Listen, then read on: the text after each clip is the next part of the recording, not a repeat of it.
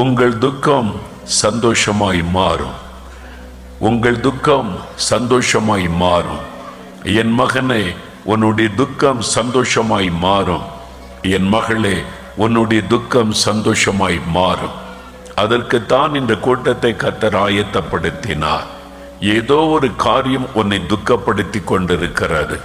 ஏதோ ஒரு பிரச்சனை உன்னை துக்கப்படுத்தி கொண்டிருக்கிறது. ஏதோ ஒரு தேவை உன்னை துக்கப்படுத்தி கொண்டிருக்கிறது. யார் இந்த துக்கத்தை மாற்றுவார்கள்?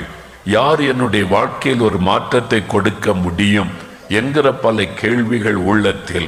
நான் எங்கு போவதென்ற தடுமாற்றத்தோட பல இடங்களுக்கு சென்றும் ஏமாற்றப்பட்ட நிலைமையில் என் துக்கம் மாறுமா என்ற எண்ணத்தோடு வேதனையோடு இந்த இடத்தில் வந்திருக்கிற மகளே, உன்னை பார்த்து இயேசு சொல்லுகிறார், என் மகளே, உன் துக்கம் சந்தோஷமாய் மாறும். உங்கள் துக்கத்தை சந்தோஷமாய் மாற்றுவதற்கு நான் உங்கள் மத்தியில் வந்திருக்கிறேன் என்று இயேசு உங்களுக்கு சொல்லுகிறார். அவர்தான் உங்களை தேடி வந்திருக்கிறார் உங்களுடைய துக்கத்தை சந்தோஷமாய் மாற்ற. ஆண்டவரே, உம்மை தேடி வரக்கூடிய இந்த மக்களுக்கு நான் என்ன சொல்ல வேண்டும் என்று காத்திருந்து ஜெபித்த பொழுதுதான் இந்த வார்த்தை ஆண்டவர் சொன்னார்.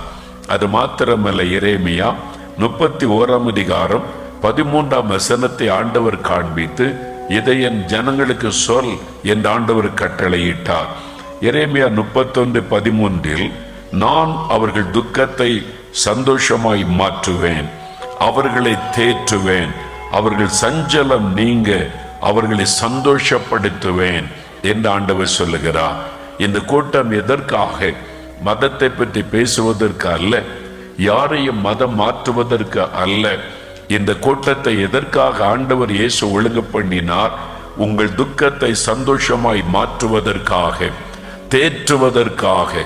காயப்பட்ட உள்ளத்தோட இருதயத்தில் வேதனைகளை சுமந்து கொண்டு யாரிடத்தில் என் துக்கத்தை பாரத்தை சொல்ல முடியும் என்ற வேதனையோடு வாழ்ந்து கொண்டிருக்கிற உங்களை தேற்றுவதற்காக, காயங்களை கட்டுவதற்காக. அது மாத்திரமல்ல, ஆண்டவர் சொன்னார், அவர்கள் சஞ்சலத்தை நீக்கி நான் அவர்களை சந்தோஷப்படுத்துவேன் என்று ஆண்டவர் வாக்கு கொடுத்திருக்கிறார். உங்களுடைய சஞ்சலத்தை நீக்கி அவர் உங்களை சந்தோஷப்படுத்த போகிறார். அதற்குத்தான் இந்த கூட்டத்தை கர்த்தர் ஆயத்தப்படுத்தினார். உங்களுடைய துக்கம் சந்தோஷமாய் மாறும். உங்களுடைய சஞ்சலத்தை நீக்கி ஆண்டவர் உங்களை சந்தோஷப்படுத்துவார். எனக்கு அன்பானவர்களே, ஆண்டவர் இயேசு இந்த உலகத்தில் உலாவின நாட்களில் அநேகருடைய துக்கத்தை மாற்றி சந்தோஷப்படுத்தினார். அந்த அற்புதங்கள் எல்லாம் வேதத்தில் எழுதப்பட்டிருக்கிறது. அதில் ஒரு அற்புதம் பரிசுத்த லூக்கா எழுதின சுவிசேஷம் 13 10 வசனத்திலிருந்து 16 வசனம் வரைக்கும் வாசிக்கும் பொழுது அங்கே ஒரு அற்புதம் எழுதப்பட்டு இருக்கிறது. அந்த அற்புதத்தில் ஒரு மகள் 18 வருஷம் துக்கத்தோடு இந்த மகள், அவளுக்கு ஆண்டவர் எப்படி அற்புதம் செய்து அவருடைய துக்கத்தை சந்தோஷமாய் மாற்றினார் என்று எழுதப்பட்டிருக்கிறது. அந்த அற்புதத்தை செய்த இயேசு கிறிஸ்து இன்றைக்கு இந்த இடத்திலே பிரசன்னமாகி இருக்கிறார். அந்த அற்புதம் என்ன? இயேசு ஒரு ஜபாலயத்திலே பிரசங்கம் பண்ணி கொண்டிருந்தார். அங்கே 18 வருஷமாய் கூனியாக இருந்த ஒரு பெண் அந்த கூட்டத்துக்குள்ளே வந்து அமர்ந்திருந்தாள். சற்றேனும் நிமிர முடியாத கூனியாக இருந்தாள் என்று வேதம் சொல்லுகிறது. கூன் விழுந்த நிலைமை, முதுகு வளைந்து போன நிலைமை, தரையை பார்த்து கொண்டுதான் அவள் நடந்து கொண்டு வர வேண்டும். நம்மை போல வேகமாய் நடக்க முடியாது. 18 வருஷம் கூனியாக இருந்த ஒரு பெண். ஒருவேளை இந்த கிராமத்தில் இருந்தவர்கள் அவளை குறித்து சொன்னால் அந்த கூனியா என்று சொல்லி அடையாளம் சொல்லி இருக்கக்கூடும், அல்லது சிறு பிள்ளைகள் கூனி என்று பரிகாசம் பண்ணி இருக்கக்கூடும். என்ன பாவம் செய்தாலோ அவருடைய வாழ்க்கையில் இப்படி கூன் விழுந்து விட்டது, தலை கொனிந்த நடக்கிறாள் என்று மற்றவர்கள் பரிகசித்திருக்க கூடும். அத்தனை வேதனைக்கு நடுவில் ஒரு பெண்ணினுடைய வாழ்க்கை, 18 வருஷம் வேதனை, தலை நிமிர்ந்து நடக்க முடியாத ஒரு வாழ்க்கை, மனதுக்குள் இருக்கிற துக்கத்தை சொல்ல முடியாத ஒரு வேதனை. நான் என்ன பாவம் செய்தேன், ஏன் எனக்கு இப்படி நடந்தது என்று கூட சில சமயம் எண்ணி வேதனைப்பட்டிருக்க கூடும்.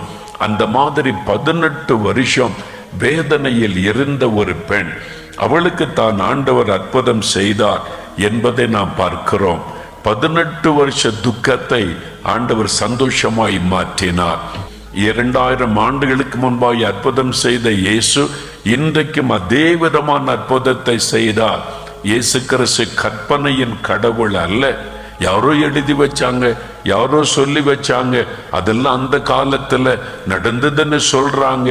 அப்படிப்பட்டது அல்ல. அவர் நேற்றும் இன்றும் என்றும் மாறாதவர். அவர் இன்றைக்கும் அற்புதம் செய்கிறவர்.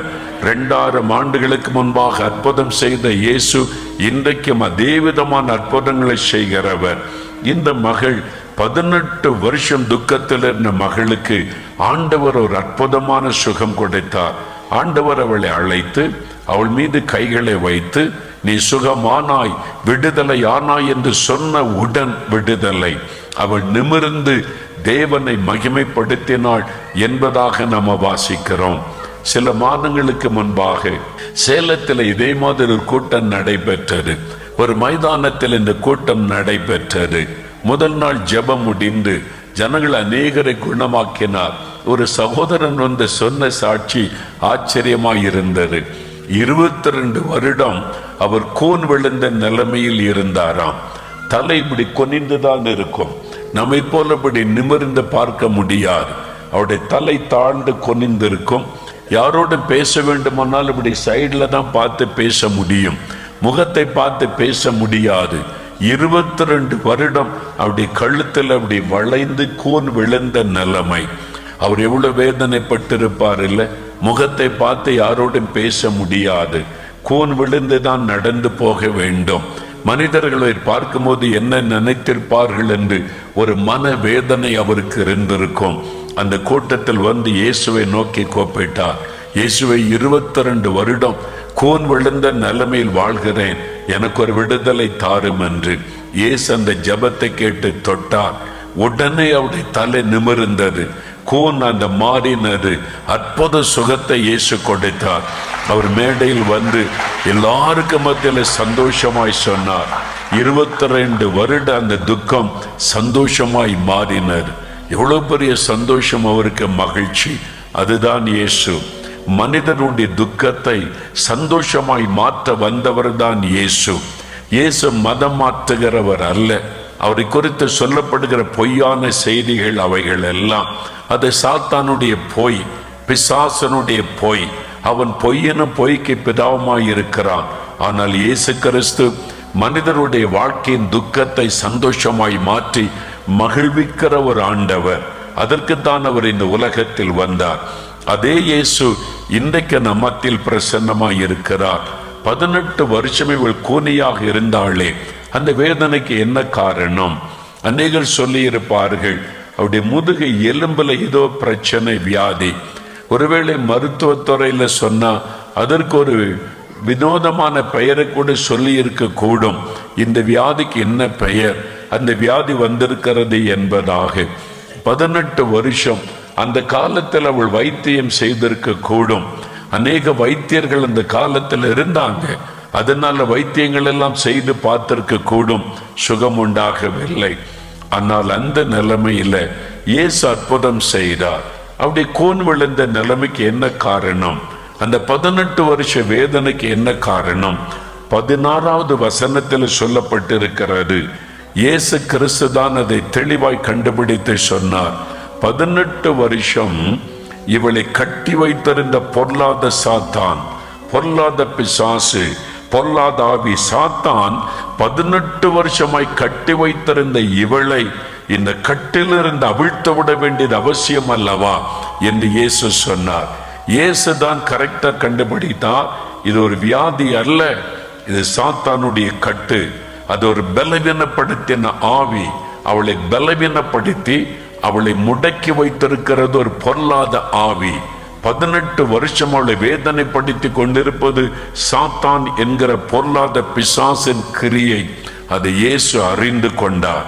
அவர் அந்த கட்டை அவிழ்த்து விட்டார். அவன் கட்டி வைக்கிறவன், அடிமைப்படுத்துகிறவன். ஆண்டவர் விடுதலை கொடுத்தார் என்பதாக பார்க்கிறோம். யார் இந்த சாத்தான்? அவன் எப்படி இவளை பாதிக்க முடியும்? எங்கிருந்து வந்தான் இந்த சாத்தான்? அவன் ஏன் இந்த மகளை இப்படி வேதனைப்படுத்த வேண்டும்? எனக்கு அன்பானவர்களே, வேதத்தை நீங்கள் வாசிக்கும் பொழுது இந்த வேத புஸ்தகத்தில் தான் இந்த உலகம் எப்படி சிருஷ்டிக்கப்பட்டது, மனிதர்கள் எப்படி உண்டாக்கப்பட்டார்கள், பிசாசு எப்படி இந்த உலகத்தில் வந்தான், அவன் என்ன செய்து கொண்டிருக்கிறான், இந்த உலகம் எப்படி முடிவடையும், இனி சம்பவிக்க போகிற காரியம் என்ன, முழுவதையும் சொல்லுவது இந்த வேத புஸ்தகம்தான். இதுதான் சத்திய வேதம், பரிசுத்த வேதம். இதில் எழுதப்பட்ட சகல காரியமும் நம்மை குறித்து முழுமையாய் வாசிக்க முடியும். இந்த சாத்தான் என்று சொல்லப்படுகிற பிசாசானவன் முதல் எப்படி வெளிப்பட்டான் என்பதை ஆதியாகமம் 3ஆம் அதிகாரத்தில் வாசிக்க முடியும். ஏவாள் தனித்திருக்கும் பொழுது அவளை ஏமாற்றி வஞ்சித்து அவளை பாவத்துக்கு உள்ளாக்கினான் என்பதாய் வேதத்தில் பார்க்கிறோம். அதற்கு முன்பாக அவன் எங்கு இருந்தான்? எனக்கு அன்பானவர்களே, இந்த சாத்தானை யார் உண்டாக்கினார்கள்? இந்த உலகத்தில் எல்லா மதத்திலை சார்ந்தவர்களும் கடவுள் நம்பிக்கை உள்ளவர்களும் ஒரு காரியத்தை சொல்லுவார்கள். உலகத்தில் நல்ல சக்தியும் இருக்கிறது, தீய சக்தியும் இருக்கிறது. கடவுள் சக்தி நல்ல சக்தி, தீய சக்தி பிசாசு அசுத்தாவின் சக்தி, அப்படித்தான் அவர்கள் குறிப்பிட்டு சொல்லுவார்கள். ஆனால் வேதம் அதை தெளிவாய் சொல்லுகிறது. அந்த கடவுள், அந்த தெய்வம், வானத்தை பூமியை உண்டாக்கினவர் தேவனாகிய கர்த்தர், கர்த்தராகிய இயேசு கிறிஸ்து என்று குறிப்பாக தெளிவாக சொல்லுகிறது. அதே மாதிரி அந்த தீய சக்தி என்பது பிசாஸ் என்று சொல்லப்படுகிற சாத்தான் என்பதாக வேதத்தில் தெளிவாய் சொல்லப்படுகிறது. அவன் எப்படி உண்டானான்? ஆண்டவர் அவனை ஏன் உண்டாக்க வேண்டும் என்று கேள்வி உள்ளத்தில் எழும்பலாம். ஆண்டவர் சாத்தானை உண்டாக்கவில்லை, தீய சக்தியை ஆண்டவர் உண்டாக்கவில்லை. பின் எப்படி அவன் உண்டானான்? இந்த வேத புஸ்தகத்தில் தான் அதை நீங்கள் தெளிவாய் வாசிக்க முடியும். ஆண்டவர் இந்த உலகத்தை சிருஷ்டிப்பதற்கு முன்பாக அண்ட சராஸ்திரங்களை சிருஷ்டித்த தேவன், பரலோகத்தில் ராஜாதி ராஜாவாய் வீற்றிருக்கிற தேவன் அவர். கோடானு கோடி தூதர்களை அவர் உருவாக்கினார். அந்த கோடானு கோடி தூதர்கள் தான் உண்டாக்க போகிற மனிதர்களுக்கு அவங்க பாதுகாப்பாய் இருக்க வேண்டும், ஆசீர்வாதமாய் இருக்க வேண்டும், நான் உண்டாக்க போகிற என் மக்களுக்கு துணையாய் இருக்க வேண்டும் என்று சொல்லி தூதர்களை அவர் உருவாக்கினார் என்பதாய் பார்க்கிறோம். எபிரேயர் 1 கடைசி வசனத்தை நீங்கள் வாசித்தால் அவைகள் பணிவிடையின் ஆவிகள் என்று தேவ தூதர்களை பற்றி எழுதப்பட்டிருக்கிறது. இந்த கோடான கோடி தேவ தூதர்களிலே 3 முக்கிய பிரிவுகளை குறித்து வெளிப்படையாய் வேதத்தில் சொல்லப்பட்டு இருக்கிறது. ஒன்று மிகாவேல் தூதன், இன்னொன்று காபிரியல் தூதன், இன்னொன்று லூசிபர். இந்த காபிரியலர்கள் தான் தேவனிடத்தில் இந்த செய்தியை நமக்கு கொண்டு வருகிறவர்களும் நம்முடைய செய்தியை தேவனிடத்தில் கொண்டு போகிற மெசஞ்சர்ஸாக பணி செய்தவர்கள். மிகாவேலர்களை நீங்கள் பார்க்கும் பொழுது கையில் அவர்கள் பட்டயத்தோடு இறங்கி வருவார்கள். யுத்தத்திற்கென்று தேவன் உருவாக்கி வைத்த தேவ தூதர்கள், யுத்த தூதர்கள் என்பதாய் வேதத்தில் பார்க்க முடியும்.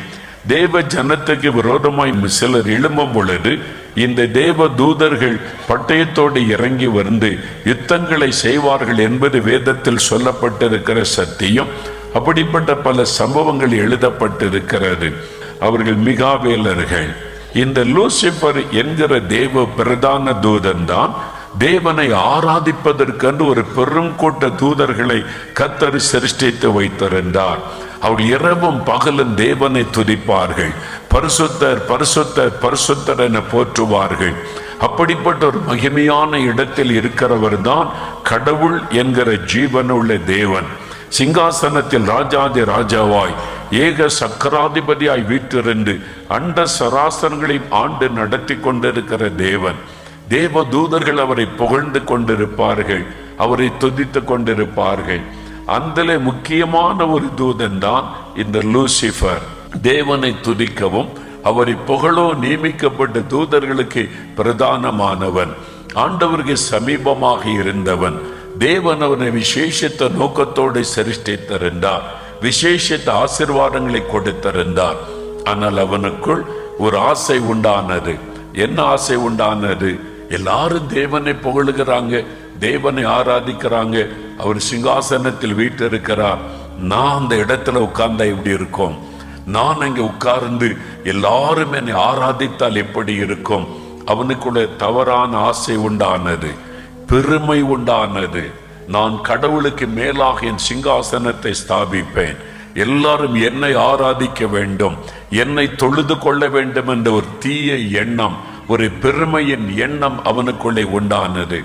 அதே நிமித்தம் தன்னோடு கூட கோடான கோடி தூதர்களை சேர்த்து கொண்டு கலகம் பண்ண ஆரம்பித்தான். தேவனுக்கு விரோதமாய் கலகம் பண்ணி ஆண்டவருக்கு விரோதமாக எழும்பின பொழுது தேவன் அவனை பரலோகத்திலிருந்து தள்ளி போட்டார். அவன் சாத்தானாய் மாறினான். தேவ தூதன் தான் சாத்தானாய் மாறினான். நல்ல தூதனாக இருந்தவன் தான் பொல்லாதவனாய் மாறி தீய சக்தியாய் மாறினான். அவனோடு கூட கோடிக்கணக்கான தூதர்களும் அவன் பக்கமாய் சார்ந்து கொண்ட ஒரு கூட்டம் தூதர்கள், அவர்களையும் ஆண்டவர் தள்ளி போட்டார். வேதம் சொல்லுகிற சத்தியத்தின்படி அவன் சாத்தான் என்றும் அவனோடு கொள்ள தள்ளப்பட்ட எல்லாருமே அசுத்த ஆவிகள், பொல்லாத ஆவிகள், தேவர்கள் என்று அழைக்கப்படுகிறவர்கள். வேதத்தில் சொல்லப்படுகிற அநேக தேவர்கள் உண்டு. அவைகள் தள்ளப்பட்ட ஆவிகள், பிசாசுகள். அவைகளுக்கு தேவர்கள் என்று வேதத்தில் குறிப்பிடப்படுகிறது. அந்த அசுத்த ஆவிகள் தான் உலகம் முழுவதிலும் மக்களை வசப்படுத்தி, மக்களை ஏமாற்றி, மக்களை வஞ்சித்து, மக்களை பயமுறுத்தி, தெய்வத்தை வணங்க விடாதபடி, மெய்யான ஆண்டவரை வணங்க விடாதபடி, தன்னை வணங்கும்படி செய்யும்படி சாத்தான் இந்த கிரியைகளை செய்து கொண்டிருக்கிறான். அதுதான் இந்த உலகத்திலே கிரியை செய்கிற தீய வல்லமை என்று சொல்லுகிற சாத்தானும் அவனுடைய சேனைகளும். அவன் ஏன் மனிதர்களுக்கு தீமை செய்ய வேண்டும்? ஆண்டவர் மனிதனை உண்டாக்கினார். இந்த பிசாசு பரலோகத்தை விட்டு தள்ளப்பட்ட பிறகு ஆண்டவர் மனிதர்களை உண்டாக்கினார், தமது சாயலில் உண்டாக்கினார்.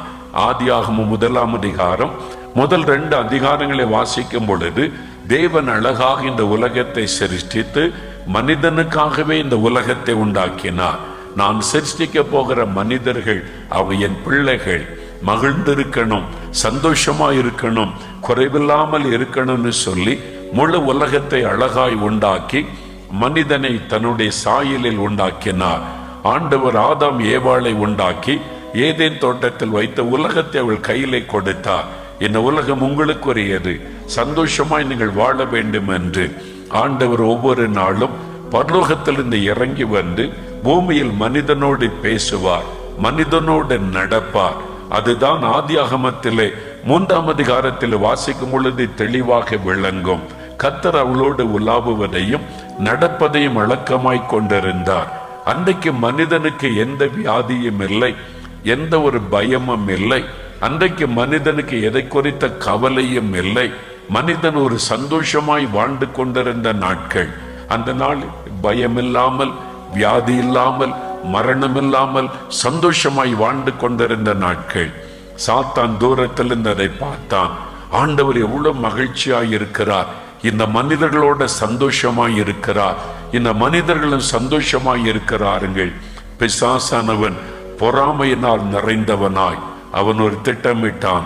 இந்த ஆண்டவரை துக்கப்படுத்த வேண்டும், என்னை பரலோகத்தை விட்டு தள்ளி போட்டு விட்டாரே, என்னை பரலோகத்தை விட்டு புறம்பாக்கி விட்டாரே, இந்த கடவுளை நான் துக்கப்படுத்த வேண்டும், அவரை அவமானப்படுத்த வேண்டும்.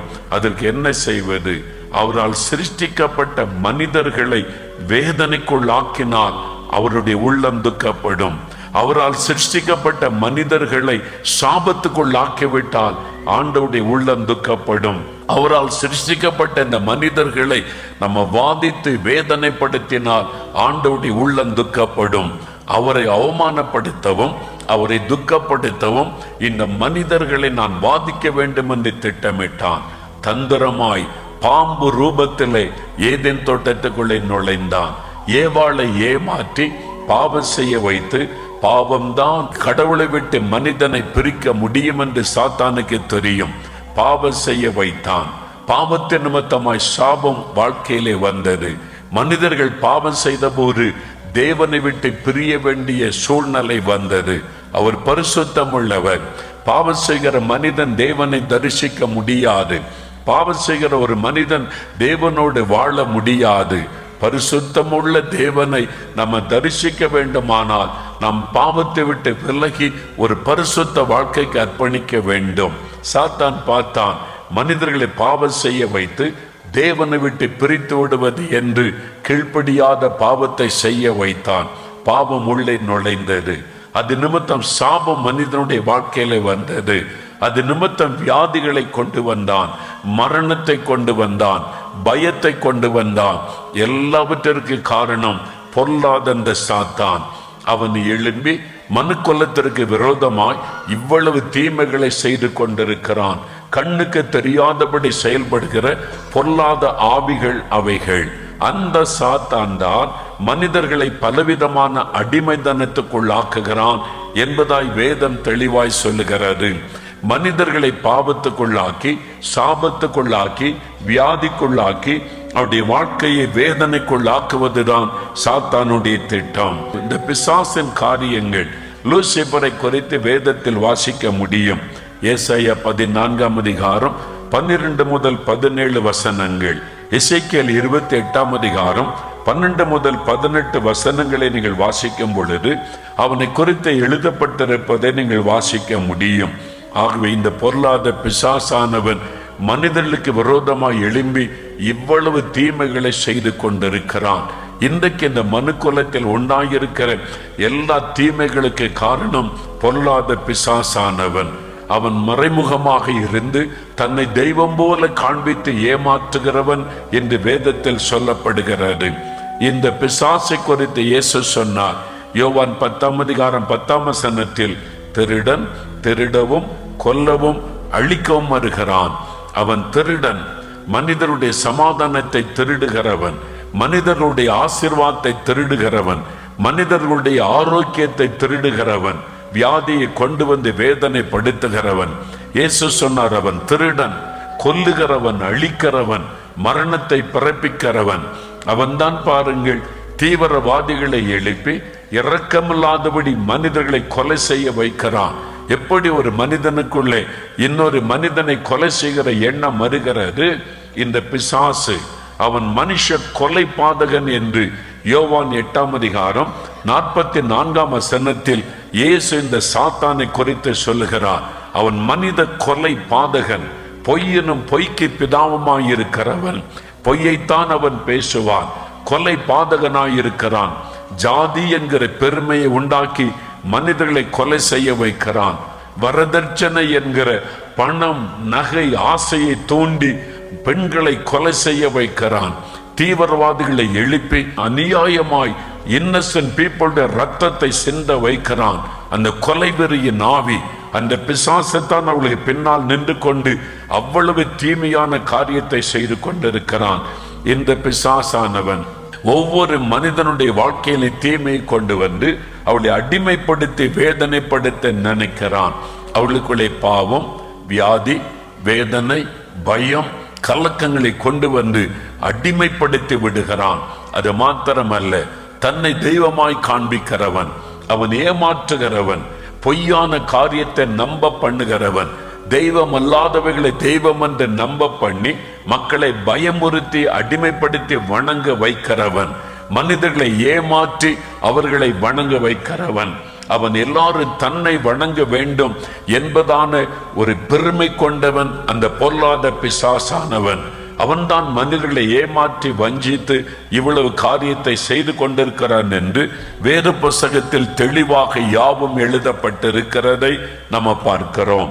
ஆகவே இந்த பொல்லாத பிசாசின் பிடியிலிருந்து மனிதர்களை விடுதலை ஆக்கி மனிதர்களுக்கு ஒரு நல்ல வாழ்க்கை கொடுக்கத்தான் கடவுள் மனிதனாக இறங்கி வந்தார். காணக்கூடாத இறைவன் நம்மை போல ஒரு மனிதனாக இறங்கி வந்தார். வேத புத்தகம் சொல்லுகிறது, 1 தீமோத்தேயு 3:16 தேவன் மாம்சத்தில் வெளிப்பட்டார். இயேசு கிறிஸ்து கடவுள் மனிதனாக இந்த உலகத்தில் வந்த போது அவருக்கு இயேசு என்ற பெயர் வழங்கப்பட்டது என்பதாக வேதம் சொல்லுகிறது. கொலோசியர் 1:15 வாசித்து பாருங்கள். இயேசு கிறிஸ்துக்கு சொல்லும் பொழுது அவர் காணக்கூடாத இறைவனின் தற்சுரூபம் என்பதாய் சொல்லப்படுகிறது. Image of the living God. காணக்கூடாத இறைவனின் ஒரு தற்சுரூபம் தான் இயேசு கிறிஸ்து என்பதாக வேதம் சொல்லுகிறது. ஆம் பிரியமானவர்களே, அவர்தான் இந்த உலகத்தில் மனிதர்களை தேடி வந்த ஒரு தெய்வம். மனிதர்களை இந்த பாவ சாபத்திலிருந்து விடுதலையாக்க அந்த பிசாசின் வல்லமிலிருந்து விடுதலையாக்கி வாழ்வழிப்பதற்காக வந்த ஒரு கடவுள். அவர்தான் மெய்யானவரும் ஜீவனுள்ள தேவனுமாக இருக்கிறவர். சாத்தான் பொய்யான தெய்வங்களை உண்டாக்கி பொய்யான நம்பிக்கைகளை மனிதர்களுக்குள்ளே கொடுத்து அடிமைப்படுத்துவதற்கு அதை செய் இதை செய் என்று பயமுறுத்தி அடிமைப்படுத்தி வேதனைப்படுத்துகிறான். ஆனால் உண்மையான கடவுள் நம்மை பிள்ளைகளைப் போல நேசிக்கிறவர், ஒரு தகப்பனை போல அன்பு கூறுகிறவர். அதனால தான் பாருங்கள், இத்தனை பேர் சாட்சி சொன்னாங்க. கேன்சர் வியாதி மறைந்தது, கட்டி மறைந்தது, 18 வருஷ வியாதி குணமாயிற்று. இவ்வளவு காலை எடுக்கணும் நாங்க இயேசு சுகம் கொடுத்தார். யார்கிட்டயாவது இயேசு காசு கேட்டாரா? நீ இவ்வளவு காசு கூட உன்னை குணமாக்குவேன் என்று. நீங்க 4 மாடிக்கு நடந்து வா, இங்க நடந்து வான்னு இயேசு சொன்னாரா? நம்மளை வேதனைப்பட சொன்னாரா? நீ காலில் செருப்பு இல்லாம நடந்து வந்தா குணமாக்குவேன்னு சொன்னாரா? உன்னை ஆசீர்வதிப்பேன்னு சொன்னாரா? என்னால ஒரு கடவுள் நம்மை பிள்ளைகளை போல நேசிக்கிறவர், ஒரு பிள்ளைகளை ஆசீர்வதிப்பதற்கு அதை கொடு இதை கொடு அதை செய் என்று கேட்கிறவர் அல்ல. அதுதான் உண்மைக்கும் பொய்க்கும் உள்ள வித்தியாசம். அதனால இயேசு கொடுப்பது இலவசமான விடுதலை, இயேசு கொடுப்பது இலவசமான சுகம், இயேசு கொடுப்பது இலவசமான பாவ மன்னிப்பு, பாவத்தில் விடுதலை. காரணம் அவர் நம்மை சிருஷ்டித்த தேவன், அவர்தான் நம்மை உண்டாக்கின தேவன். ஆனால் பிசாசானவன் அதை கொடு இதை கொடு அதை செய் இதை செய் இதை செய்யாவிட்டால் உனக்கு தோஷம் வரும் அது வரும் என்று பயமுறுத்தி அடிமைப்படுத்துகிறவன், அடிமைப்படுத்தி வணங்க வைக்கிறவன் பிசாசு. அன்பினால் அணைத்துக் கொள்ளுகிறவர் மெய்யான ஆண்டவர். ரெண்டுக்குள்ள வித்தியாசத்தை விளங்கிக் கொள்ளுங்கள். இதை வேத புஸ்தகம் தெளிவாய் சொல்லுகிறாரு. இதை நீங்கள் அறிந்து கொண்டால் இன்றைக்கு உங்களுடைய வாழ்க்கையில விடுதலை, இன்றைக்கு உங்களுடைய வாழ்க்கையில சுகம், இன்றைக்கு உங்களுடைய வாழ்க்கையில அற்புதம் நடக்கும். அதனால தான் வேதம் சொல்லுகிறது, அப்போஸ்தலர் 10ஆம் அதிகாரம் 38வது வசனம், இயேசு இந்த உலகத்தில் உலாவின நாட்களில் ஜனங்களுக்கு நன்மை செய்கிறவராய் சுற்றி தெரிந்தார். இயேசு கடவுளாக மனிதனாக வந்தபோது இயேசு என்ன செய்து கொண்டிருந்தார்? ஆண்டவர் திருமணம் செய்து குடும்பம் நடத்தி கொண்டிருந்தாரா? ஆண்டவர் வேட்டையாடி கொண்டிருந்தாரா? ஆண்டவர் விருந்து பண்ணி கொண்டிருந்தாரா? நகைகளை அணிந்து கொண்டு என்னை பார் என் அழகை பார் என்று சொல்லிக் கொண்டிருந்தாரா? இல்லை. சாதாரண ஒரு ஏழை மனிதனாய் மக்கள் மத்தியில உலாவி ஜனங்களுக்கு நன்மை செய்து கொண்டிருந்தார். ஏழை மக்களை தேடி சென்று அற்புதங்களை செய்து கொண்டிருந்தார். வேதனையிலும் கண்ணீரிலும் இருக்கிற மக்களை தேடி சென்று விடுதலை கொடுத்து கொண்டிருந்தார். அவர்தான் மெய்யான ஆண்டவர், அவர்தான் ஜீவனுள்ள ஆண்டவர். அந்த ஆண்டவர் மனிதர்களுக்கு நன்மை செய்கிறவராய் சுற்றி தெரிந்து பிசாசின் வல்லமையில் அகப்பட்ட யாவரையும் குணமாக்கி கொண்டிருந்தார் என்று வேதம் சொல்லுகிறது. அதுதான் கடவுளுடைய பணி. உண்மைக்கும் பொய்க்கும் உள்ள வித்தியாசம். ஜனங்களுக்கு விடுதலை கொடுக்கிறவர், இலவசமாய் விடுதலை கொடுக்கிறவர், இலவசமாய் நன்மை செய்கிறவர், மனிதர்களை வருத்தப்பட விடாதவர். நீ உன்னை வருத்தி கொள்ளாதே, நான் உனக்காக சிலுவையில் என்னை பாடுபட ஒப்பு கொடுக்கிறேன், உனக்காக நான் அடிக்கப்படட்டும், உனக்காக நான் ரத்தம் சிந்தட்டும், உனக்காக நான் முழுமுடி ஏற்றுக்கொள்ளட்டும், உனக்காக நான் பாடுபட்டு மரித்து உனக்கு ஆசீர்வாதத்தை கொண்டு வரட்டும்.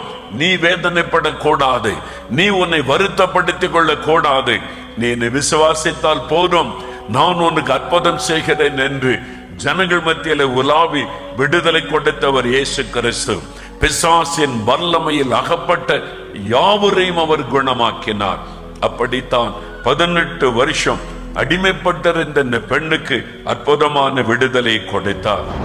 பிரியமானவர்களே, இயேசு உங்களோட தெளிவா பேசி இருக்கிறார்ல, இது உங்களுக்குரிய செய்தி, தேவனிடத்தின் வரக்கூடிய செய்தி. நீங்க விடுதலை பெற்றுக்கொள்வீங்க. ஒரு நோய், ஒரு வியாதி, ஒரு பலவீனம் சாத்தான் உங்களை தாக்கி இருக்கலாம். உங்களுடைய குடும்பத்தில் யாரோ ஒருவரை தாக்கி நோய் படுக்கையில் வச்சிருக்கலாம். உங்களுடைய குழந்தைகள், உங்களுடைய மனைவி, கணவர், யாரோ ஒருவர் பாதிக்கப்பட்டு கலைஞன்னு இருக்கலாம். டாக்டர்ஸ் ஒன்றும் இல்லைன்னு சொல்றாங்க, மருந்தெல்லாம் வேலை செய்ய மாட்டேங்குது, எல்லாரும் கைவிட்டுட்டாங்க, நீ கலங்குறீங்களா? பயப்படாருங்க. பிசாசின் வல்லமையில் அகப்பட்ட எல்லாரையும் இயேசு குணமாக்கினார். வேதத்தில் பார்த்தோம்ல, உங்களை குணமாக்குவார். விசுவாசிங்க. உங்களுக்கு ஒரு விடுதலை சுகத்தை கொடுக்க சிலுவையில் ரத்தம் சிந்தி மரித்திருக்கிறார்.